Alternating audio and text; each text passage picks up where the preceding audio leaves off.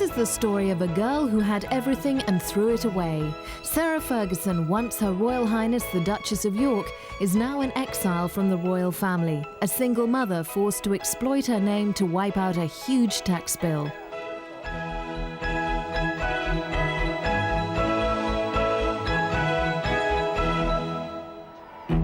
Today, Fergie wishes she could return and talk to the young bride she once was. Ruefully, she looks back at the royal lifestyle that was hers, a world of first-class travel, green light traffic, and five-star luxury. Gone now is the background organization that ensured her public duties ran with regal smoothness. Like her friend Diana, Fergie is a divorced outcast from the royal family. At the christening of her first baby, Beatrice, Fergie seemed to have achieved all her ambitions. But within a year, she started the perilous descent into disgrace and removal from the royal fold.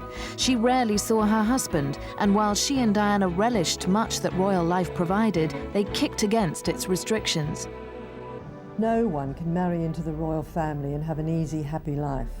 I mean, Fergie's not the only one. Diana, you know, even other people I could name and won't because they're still married and they're putting up with an awful existence. It's so incredibly difficult to adjust to that life, to become a prisoner in a golden cage. It's a life in which you make endless sacrifices. There's no freedom. And this is why, you know, Diana and Fergie both wanted to escape. It was a life they began to loathe. They just felt if you have only one life to live, it's impossible to live it happily inside a royal palace. By selling her book My Story in New York, Fergie is working to clear the mountain of debts accrued during the wild, reckless years that marked her passage from grandeur to downfall. Hi, how are you? It is a life far removed from the royal one which made her famous. Without the protection of bodyguards, she's open to casual autograph hunters, like a fading film star.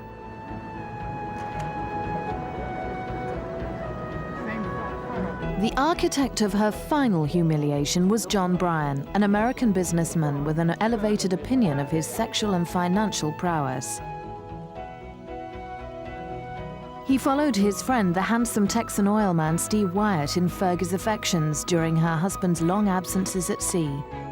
Began her relationship with Steve Wyatt in 1989. She was then 3 years into her marriage, pregnant with her second child.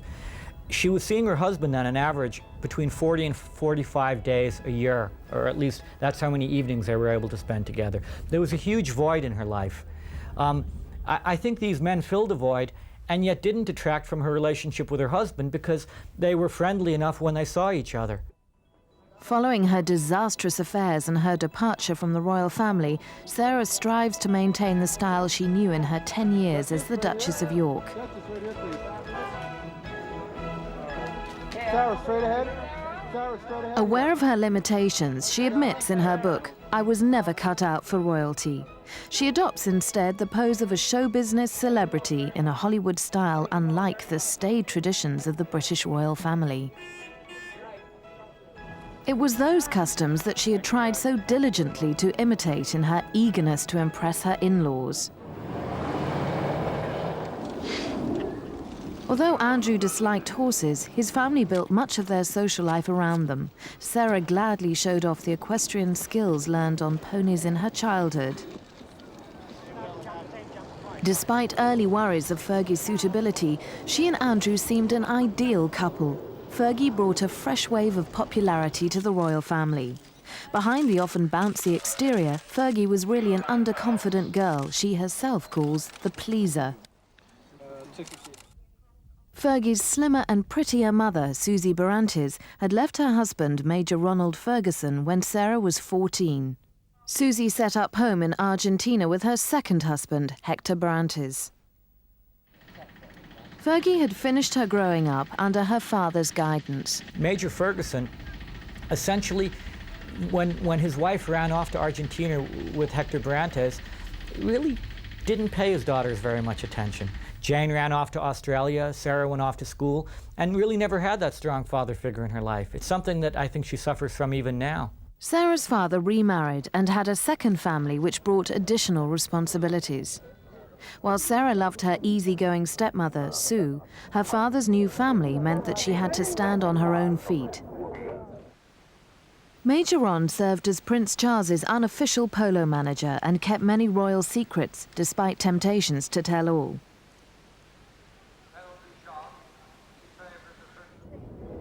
But Major Ron's own weaknesses were exposed when a tabloid paper revealed a massage parlor scandal. His daughter and his colleagues showed their loyalty by standing by him the day he was forced to resign from the Guards Polo Club. On behalf of all of us here, I personally feel it's a tragedy that you are leaving the club. Ladies and gentlemen, I have a lot in my throat. 3 cheers for Major Ronnie! Hip hip! Hooray! Hip hip! Hooray! Hip hip!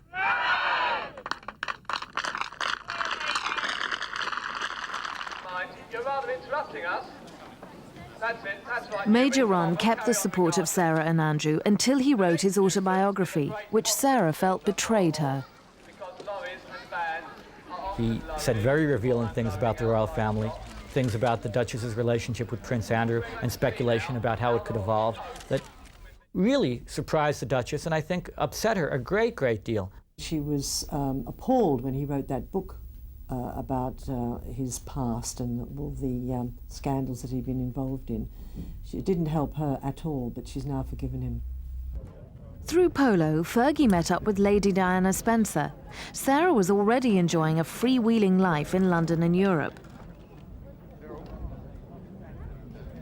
She was the older and wiser friend the innocent Diana needed. Diana wanted Sarah as her lady-in-waiting, but her wishes were denied by palace officials. There was already a palace connection. Major Ron's first cousin, Sir Robert Fellows, was Assistant Private Secretary to the Queen, as well as Diana's brother-in-law. At Diana's wedding, Fergie, on the right, wearing a dress given by the bride, enjoyed an honoured front-row place beside the flatmates who had also supported Diana.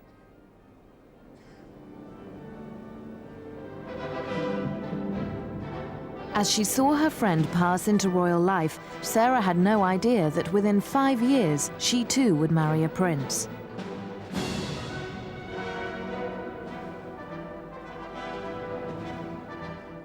Although Fergie knew much about Diana's secret misery, she was attracted to the luxury and privilege which surrounded the princess.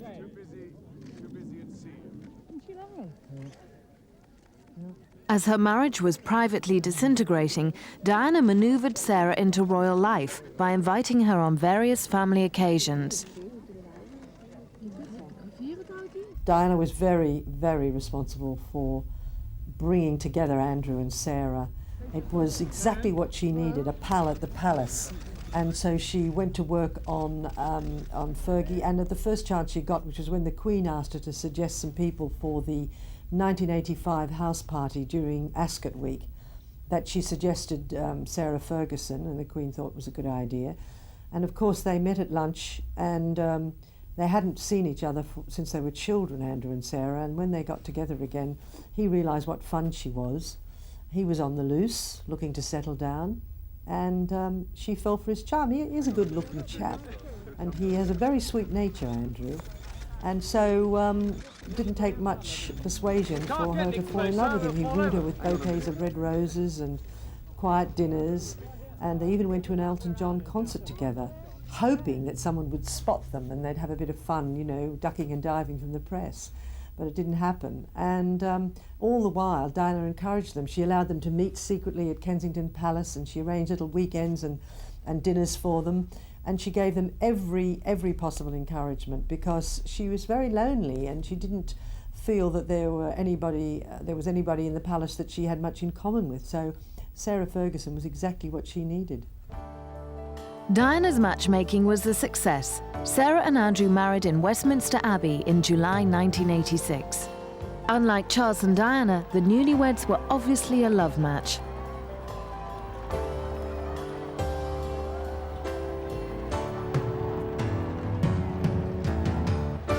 But their surface happiness hid a deeper truth. They were marrying on the rebound.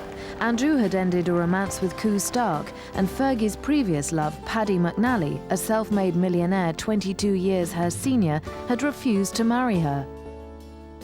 Probably she did marry Andrew on the rebound when Paddy McNally made it clear that he wasn't going to marry her.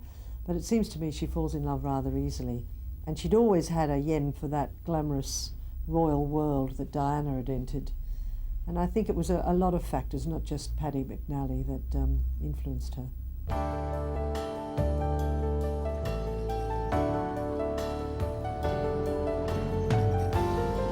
When Sarah and Andrew married, Archbishop Runcie said the royal wedding was a precious gift to the nation.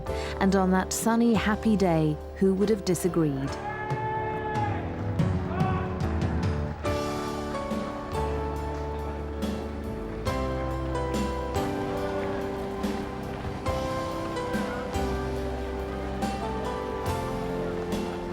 The Queen's joy was unmistakable. She had seen her favourite son married to a lively, uncomplicated girl who quickly became her favourite daughter-in-law. The royal family had an exciting new member, one who might deflect the growing estrangement between the Prince of Wales and his troubled wife by being the companion she badly needed.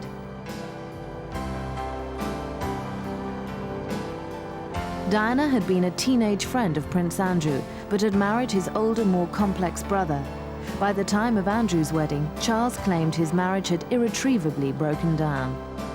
But on this day, Diana hid her personal turmoil to share the happiness of her friend. The new Duchess threw herself wholeheartedly into the royals' public life.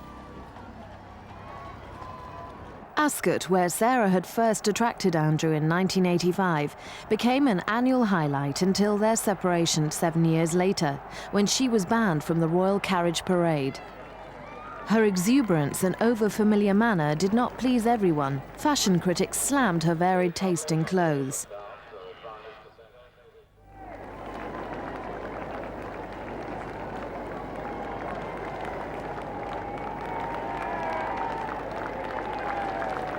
Behind the scenes, she was the recipient of carping criticism from palace officials and from some of the royals themselves. I think within the royal family, the person who she seemed to be most afraid of was Prince Philip. Early on in the marriage, apparently he had told her, now that you're a member of the firm, you can do anything you want, but you'll always be caught out. And she was always frightened about that. One time she walked into a room where the Queen and Prince Philip were going to have dinner with her, and she greeted each one of the servants by their first name. And when they sat down, Prince Philip turned to her and he said, "I thought you gave up flirting with the servants ages ago." And, you know, she was riveted by these one-liners that he'd come up with periodically. Princess Anne, who had marriage problems of her own, was unsympathetic to Fergie. Anne once called an outsider at a family lunch, and there was a furious row between Andrew and Anne. Fergie walked out the room in tears. Andrew demanded that Anne apologise, which she did, but after that, you know, there was a very, very frosty relationship between Fergie and Anne.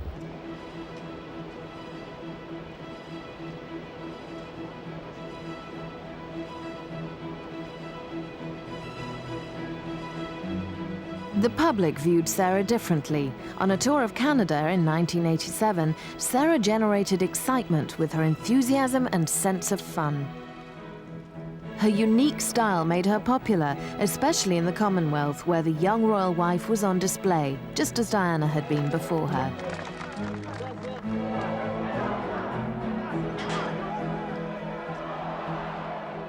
Every aspect of Sarah's performance, from her manner to her hairstyles and earrings, was monitored by the press and the palace, and not always favourably. But the Yorks made a good team, as Sarah had promised they would. Andrew was devoted to his good-natured, fun-loving wife, who had taken away his stuffiness. He shared her spirit of open friendliness, so different from the formality of his family. The commentator's delightful phrase, it's wild, it's woolly, it's Western, and good watching. Like my wife. Sorry.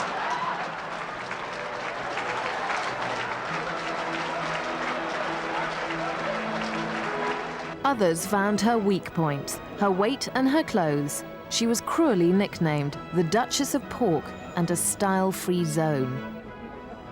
Clothes are props to her. She has to wear them. She's not very interested in them. She'd rather go horse riding or skiing. All I know of her is a warm, generous woman who's totally without any vanity whatsoever. That's why she's so often photographed looking not exactly her best. She doesn't think about putting on makeup. She just thinks, oh, what have I got to do? And she dashes off and does it. And I find that rather endearing. She's not like the Princess of Wales, who spends hours beautifying herself and is working out endlessly and, you know, going to aromatherapy sessions every second day. She's just not like that, and that's why she gets into difficulties with her weight sometimes. She is just not a vain woman. In that respect, she resembles the Queen.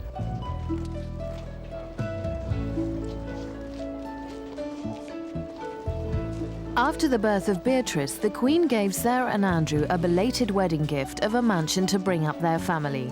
She tried to ensure their happiness.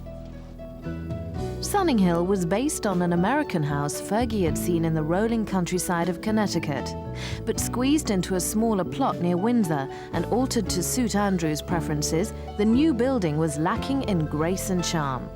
Dubbed Dallas Palace because of its vulgarity, it became a monument to bad taste. Naturally, it attracted the attention of the press. It was the Yorks' third home in as many years. Sunninghill became the setting for the dramas which ended their marriage. Here, Fergie's money problems started to become unmanageable.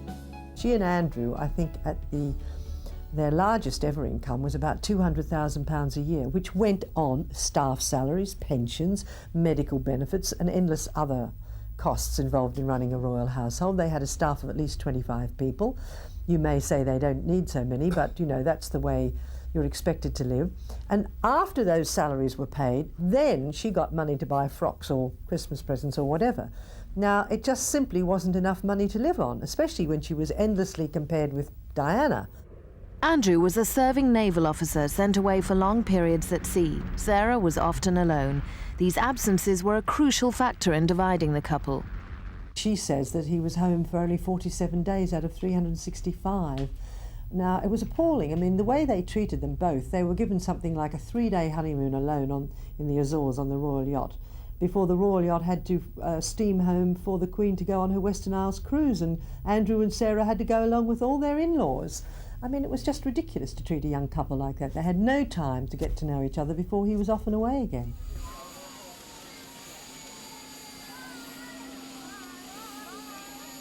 Sarah tried to cope with the empty spaces in her life by taking flying lessons. Becoming Sarah the action woman helped her to deal with her problems and to understand her absent husband by emulating him.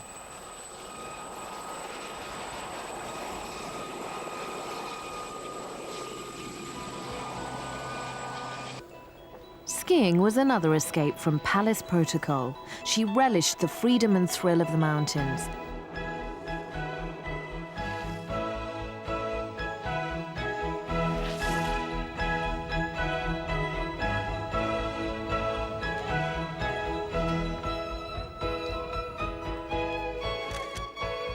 But as a royal duchess, Sarah believed she had to help others. So in her favourite sport, she tried to help publicise the achievements of handicapped skiers.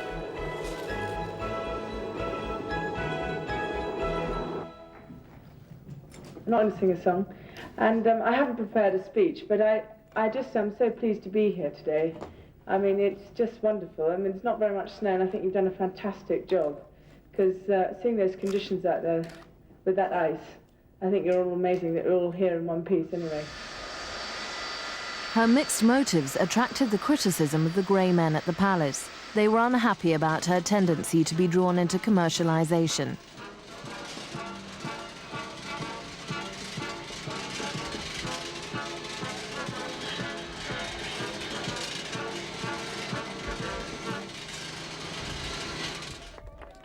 She would face the world bravely, but go back to rebukes from the Queen's advisors at the palace. Beneath a tide of savagery over her clothes from fashion writers and sneering remarks from courtiers, Sarah's confidence was slowly eroded. Her high-volume contribution to the TV programme It's a Royal Knockout earned her more hostility.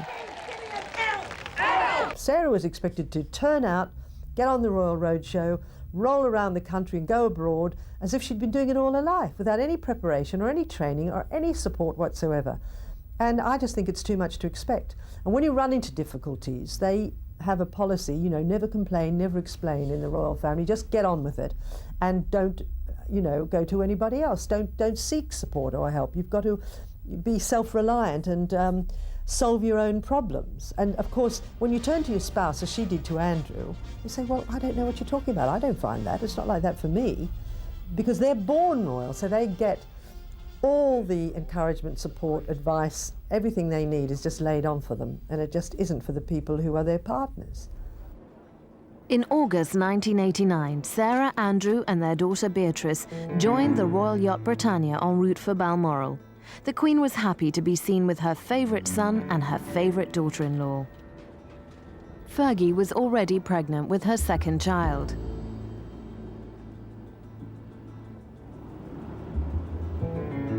Within months, her journey would take her on a new and dangerous route. In November, she met handsome Texan playboy Steve Wyatt. Their affair involved secret trysts at home and abroad. Steve Wyatt was the main reason for the breakdown of her marriage. Fergie fell head over heels in love with him. She met him at a time of her life when she was exceptionally low, felt Andrew wasn't supporting her. She went to Texas and she met a very handsome and rich Texan who was very attentive, very loving, and you know, they very quickly fell in love. And Steve Wyatt was the real love of Fergie's life. Andrew may have been her best friend, and he probably still is now, probably always will be, but Steve Wyatt was the love of her life. And she was devastated when the affair ended. It left her totally broken. She dreamt that one day they'd be together, hopefully living in America. She was forever making dreams in her head. When Steve Wyatt was living in England throughout 1991, he was trying very hard to establish a fortune for himself. He's the stepson of a very rich man, Oscar Wyatt, who has refused to give him money during his own lifetime. And so Steve simply is not as rich as people believe, although the Duchess found that out the hard way. And when she realized that he wasn't rich, he said, I'm going to go back to America, to Washington, and make my fortune. The Duchess actually helped outfit his apartment in Washington, filled out his Christmas list, and had every intention of waiting for him till he made the adequate amount of money, and then they were going to get married. The relationship ended because Steve distanced himself from her. He started getting just really, really lax. One time I was with her and she said, you know, I called Steve up and you know what he told me? He's in the middle of watching a football game, that I should call him back after halftime is over. And you know, this kind of stuff pushed it too far and she just got the feeling she wasn't wanted anymore. And then he got involved with another woman. When Princess Eugenie was born in March 1990, Fergie was still hopelessly in love with Wyatt and hoping to marry him.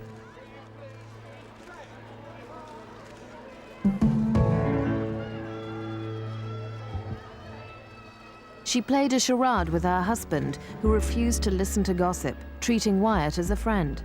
Taken in by pictures of family togetherness, the public had no idea of the truth behind her facade.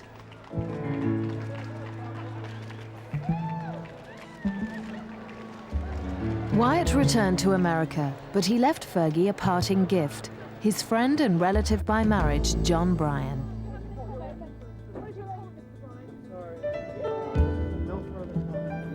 To the comments and statements I made last night.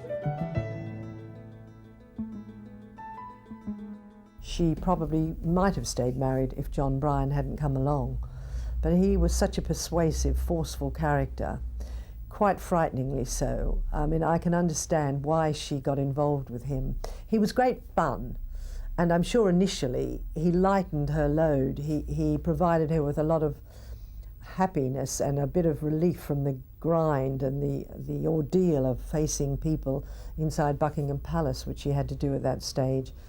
And he also said, look, I can do everything. I'm going to take all your problems away. I can do, you know, work miracles. And he convinced her of that. I mean, he convinced me for a while that he was, going to do what he said he could do. It was all, you know, a farce. He was just a con man, really. John Bryan's hold over the Duchess was primarily because she perceived him as being a very wealthy, powerful, influential man that could aid her in the transition from her royal life to a successful commercial life. He kind of advertised himself as a very wealthy, successful businessman, which he was not. And it's quite funny, too, because he kind of enlisted me to help him with this illusion.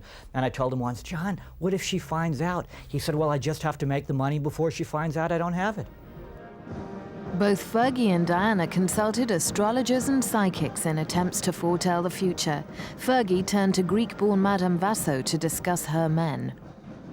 Both were trapped in unhappy marriages, desperate to see what the future had in store for them, and that they believed by, you know, speaking, consulting to people who, you know, with psychic abilities, that they would know how it would turn out, and whether there was a sort of, you know, light at the end of the tunnel. The husbands were very different problems with both their husbands, but both were unhappy and wondered whether things were going to work out for the best. Although Fergie trusted Vasso like a substitute mother, she didn't always follow her advice, particularly over John Bryan. Vasso told Fergie 1,000 times, that man will bring you nothing but bad news. Get rid of him. I don't like him. I don't trust him. And Fergie didn't listen to Vasso. Perhaps if she did, she wouldn't have been in the mess that she was in. But Vasso met John Bryan on a number of occasions, and even went to his flat on a number of occasions when he asked her for readings. Didn't trust him, believed he was only out for what he could get for himself. Fergie even ignored clear evidence of Bryan's double dealing. Sarah was ill, and Vasso used to frequently send Fergie flowers, and she rang up John Bryan and said, look, I've got a nice bouquet of flowers to cheer Fergie up, will you take them over for me?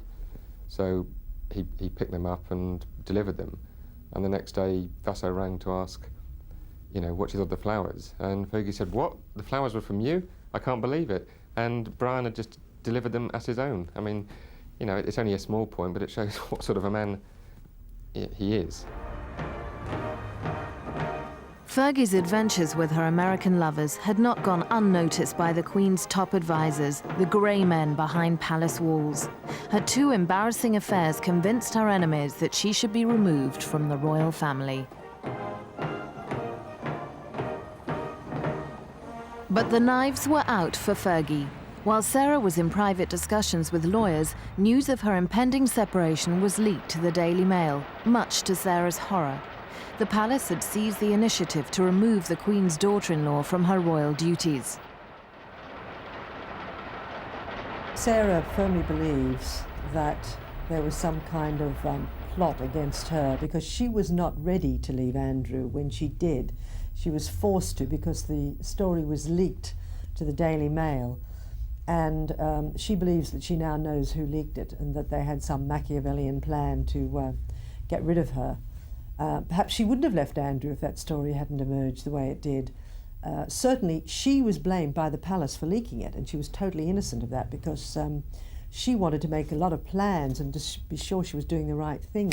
And she was totally unprepared when the story came out, and the separation was quickly announced. She was put in a terrible position. Fergie found hostility within the royal family. Prince Philip and Princess Anne were already critical. Now Princess Margaret took their side. The Duchess of York had sent flowers to Princess Margaret with a little note, no doubt trying to renew their once good friendship. And the flowers had been sent straight back with a note from Princess Margaret saying, how dare you send me flowers? You know, have you ever considered what damage you've done to the royal family? And I thought that was the worst example of a pot calling a kettle black in history, because, you know, it was perhaps in the 50s and 60s, but Princess Margaret was notorious for her behaviour.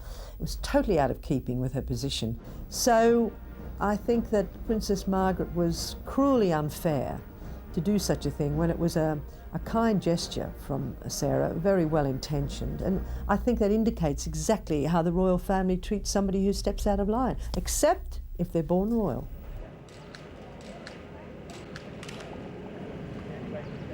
Aware of her sister's antipathy, the Queen still continued to offer her troubled daughter-in-law her personal support, encouraging her to attend various family events.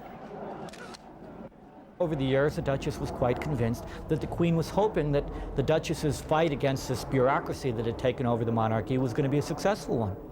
And the times that I thought it was most drastic, the Duchess used to go over and see the Queen on Sundays with her children very often. And she'd come back with varying degrees of enthusiasm of the support that she was being promised by the Queen. But at one point, the Queen invited the Duchess to come for the Christmas holidays, but to stay in a farmhouse. She wanted to see her grandchildren. She told the Duchess, if you come, you know, maybe we can meet secretly, and at least I can see my grandchildren for Christmas. And so from all of this, the Duchess began to get the feeling that perhaps the Queen was almost a prisoner in her own family, secretly rooting for Fergie to be this new light, and, you know, that kind of cleared up all of this darkness. The two marriages, which had created so much renewed popularity for the Queen's family, were all but over. Still playing their individual parts, Diana and Sarah decided to leave the family together. Early in 1992, I went on a trip to Dartmoor with John Bryan. This is very early into his involvement with the Duchess. And on the way back on the train, he told me that Princess Diana and the Duchess had formed a divorce pact some time before, where they were going to divorce their respective spouses simultaneously, but that the palace convinced them that it would be too destructive to do that, and it was going to be staged. Fergie's departure was the dress rehearsal for the more controversial and calculating exit of Diana, who waited for her friends to reveal the truth about her marriage. A lot of people, including myself at one time, I did believe that perhaps somebody sympathetic to Diana had leaked the story of Fergie's wish to leave Andrew, because they thought that it would help Diana to find out what would happen to Sarah if she left. It would be a kind of a rehearsal for Diana.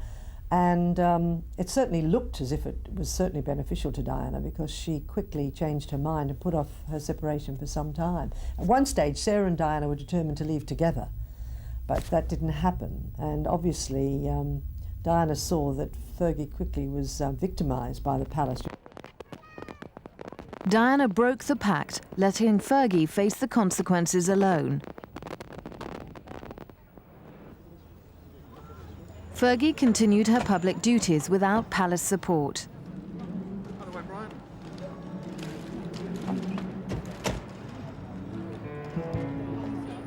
Under Bryan's influence, Fergie let her guard slip. The result was catastrophic. While on holiday with Johnny Bryan at a villa in the south of France, the couple were photographed together while her young children looked on. The true nature of their relationship was exposed. Bryan had posed as her financial advisor, but was revealed as her lover. Fergie believes she was set up. And she stepped off the plane, that private plane that John rented, the Jet Air. She was photographed walking down the steps of the airplane with a scarf and sunglasses on. That photograph appeared in the local newspaper the next morning. She was followed in the car by a motorcyclist all the way to the villa that they rented. I mean, and then there was a van parked on the side of the road with one-way mirrors photographing her as she drove along. I mean, 3 tip-offs. How much more information did she need? I told her many, many times, years afterward, I said, at least on a subconscious level, admit to me you both wanted to get caught. You made too many mistakes. Fergie believed the confident Bryan could prevent publication of the pictures. But his attempt to gain an injunction failed.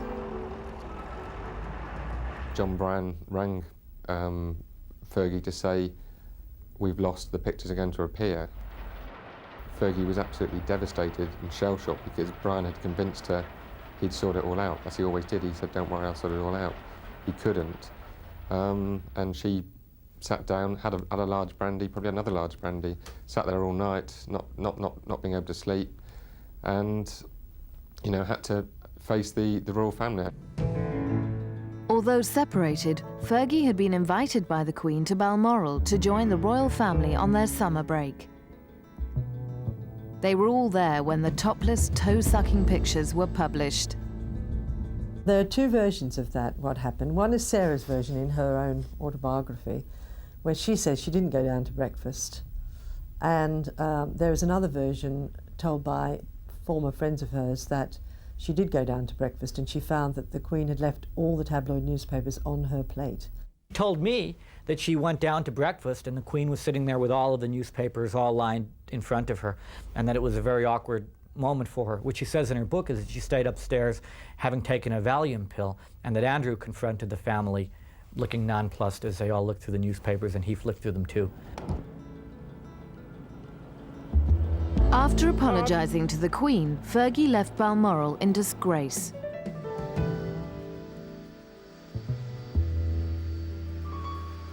She boarded a flight at Aberdeen Airport with her children and their nanny Alison Warderley, who had comforted her during her worst moments.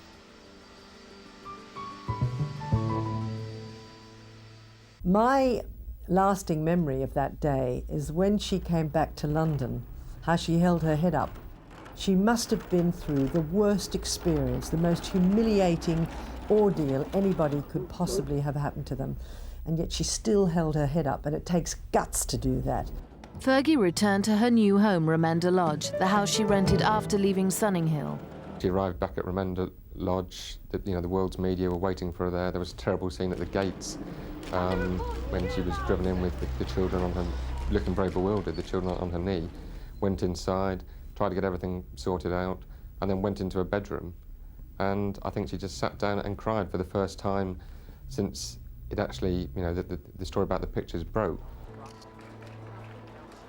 At Balmoral, the royal family continued their holiday, Andrew oblivious to the reality of his wife's conduct. Andrew's attitude is quite remarkable in that Andrew genuinely doesn't believe that his wife has had these affairs.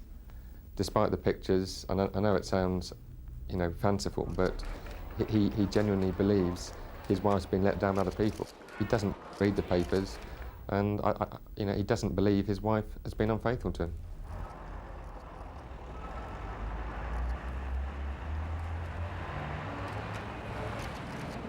By contrast, Brian loved publicity, particularly that surrounding his affair with Sarah. He even placed stories about her and Andrew in the press.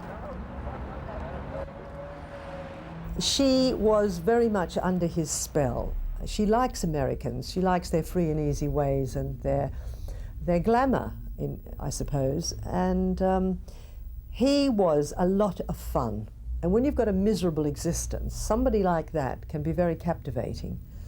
So it was understandable, but inevitably she found out what he was really like, and it broke her heart. Fergie suspected that both her love affairs were deliberately exposed by her enemies. Pictures of her with Steve Wyatt were surprisingly found in his old flat. Again, this is January 1992 period, second week of January, when those things were found, that, the palace put them there, perhaps MI5.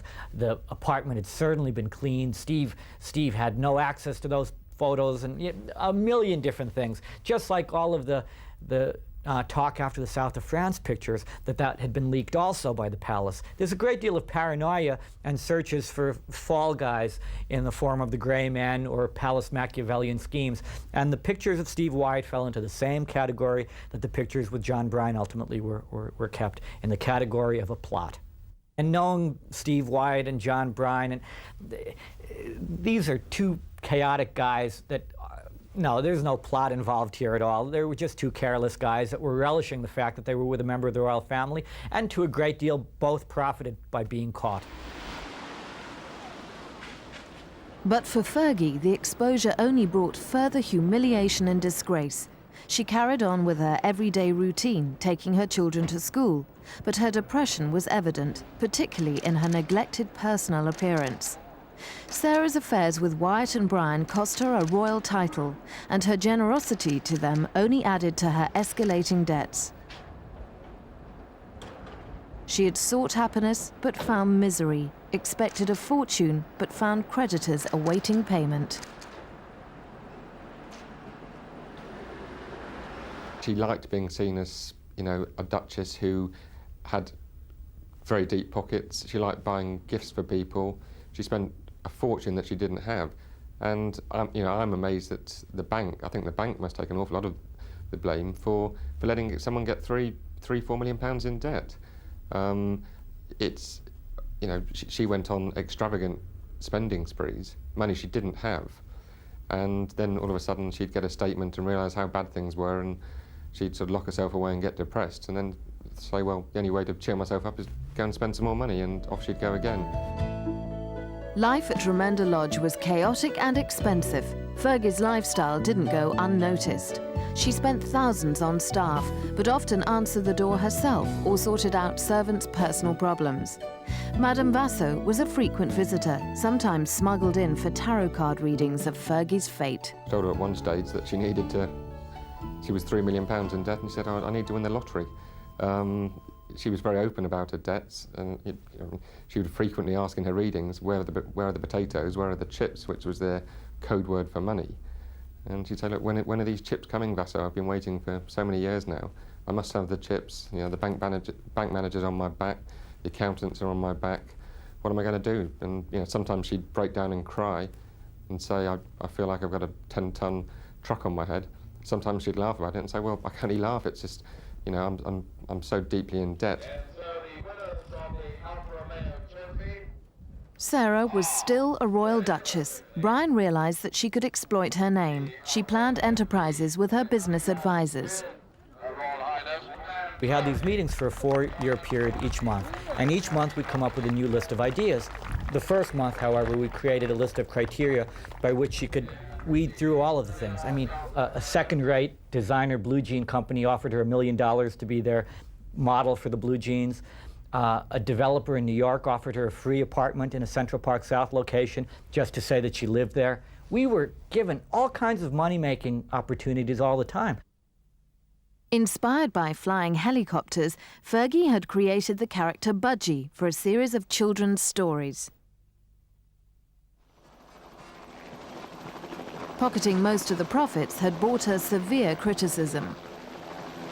She wrote these books. Immediately there was a big stink caused that because she didn't turn over all the royalties to charity. Well, she said, well, why should I?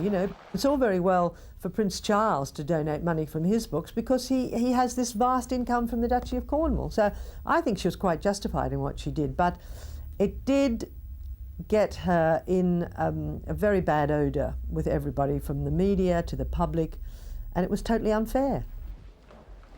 Come on, everyone. Thank you very much. Fergie still tried to help raise funds for others. She continued her work in Britain and in missions to Eastern Europe after she set up her own charity. It's for £18,816.56. That's incredible.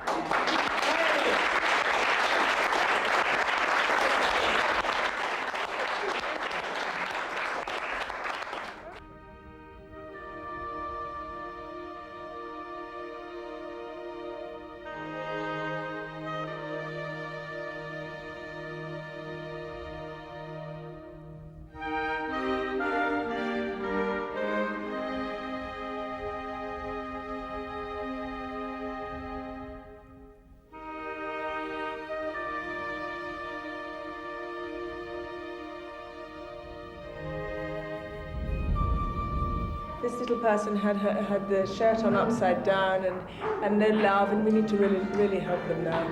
Look at this. Look at the lovely eyes.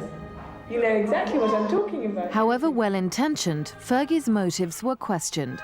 She was accused of mixing charitable and commercial schemes, arising from her well-publicised support of charities in Eastern Europe. I don't really look at it that way. The Duchess's budget was in such a confusion that very often she'd pay personally for charity trips that could have been reimbursed, and she'd take money from revenues generated from press events associated with the charity trips as expense money to pay legitimate expenses, albeit too over-the-top expenses for traveling with this royal entourage, which wasn't really needed. But she didn't milk the charities directly for money. No, she didn't do that at all. what she did do is she used the charities, in my opinion, as an alibi to win love and acceptance, as sort of a mask of legitimacy for ventures that she doesn't want to take responsibility for having done for more selfish reasons. It is serving the role of an alibi. It's complex, like everything that she does.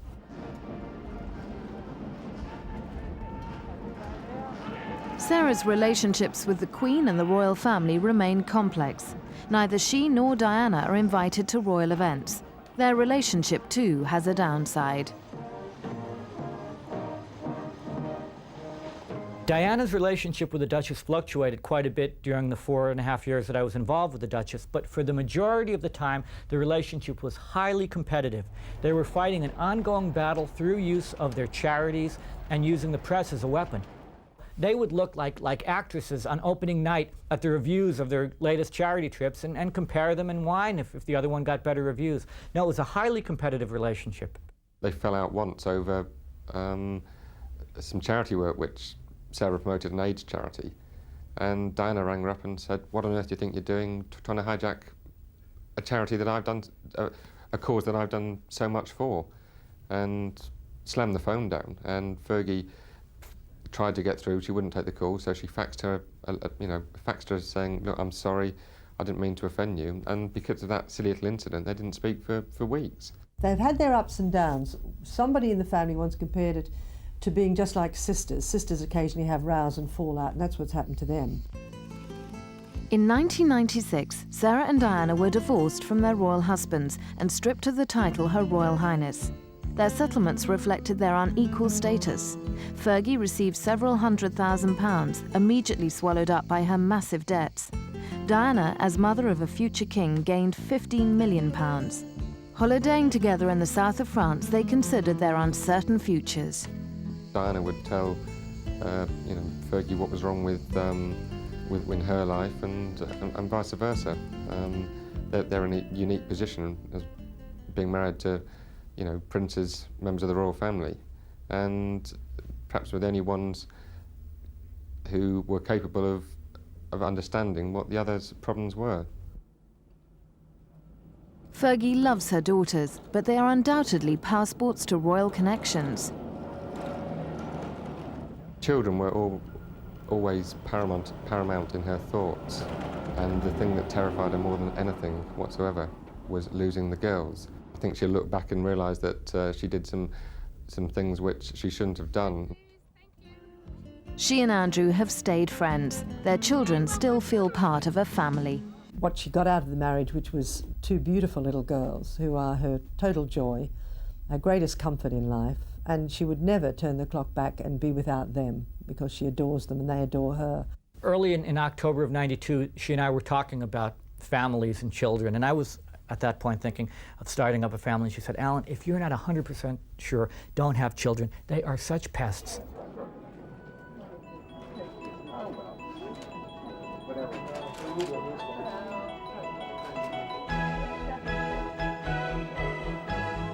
However, New York publishers were quick to see the commercial potential of Fergie as the royal mother. We can market her as a mother. She is, after all, a mother. We need to redefine her as an expert on motherhood. Simon & Schuster, along with Rubenstein, her PR firm, has marketed her as a mother. And so we believe now, because we've been fed this, that she's a good mother. Is she, though? Or is she sort of a distant mother who spends a great deal of time traveling and a great deal of time involved with her own problems? I don't know. I think the jury's out on that one. Sarah Ferguson assumed an almost other identity called Fergie, Duchess of York. At times, an irresponsible person who lived and grew before the public eye and whose immaturity was at times overwhelming. She's left her rented home and moved back temporarily to the marital home, Sunninghill Park House, in an effort to downscale her expensive lifestyle. She may be divorced, but Fergie is nevertheless jealous of Andrew's friendship with attractive Henriette Peace. She has warned her not to get too close to her ex-husband, whom she says she still loves. Fergie could still find a wealthy new husband. Meanwhile, she's obliged to take every money-making opportunity to chip away at her huge tax bill. "I don't want to be commercial," she claims, "but I have to be." Whatever will Fergie do next?